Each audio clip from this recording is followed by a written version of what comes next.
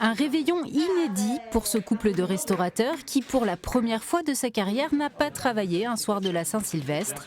Une fois les dernières commandes de plats emportées distribuées, c'est déjà l'heure de fermer. 19h45, normalement, c'est l'heure où les clients arrivent.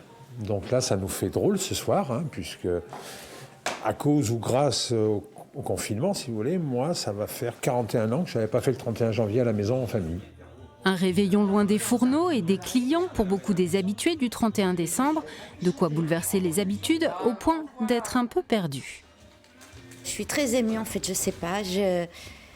Jusqu'à hier, on se retrouvait tous les deux avec mon mari. J'ai dit mais qu'est-ce qu'on va faire? Et ma sœur nous a appelés pour nous commander des plats et mon mari lui a dit non mais attendez, on n'est que tous les deux. Si vous êtes que tous les deux, venez nous rejoindre.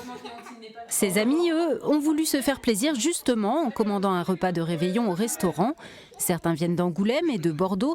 Ils ne se sont pas vus depuis longtemps à cause du confinement et tenaient à ce moment de convivialité. C'était important pour nous, on a pris vraiment le noyau dur et puis aujourd'hui voilà, on passe un super moment, comme si cette année 2020 n'avait pas vraiment existé en fait. Ça vous manque pas de faire une grosse soirée? Si.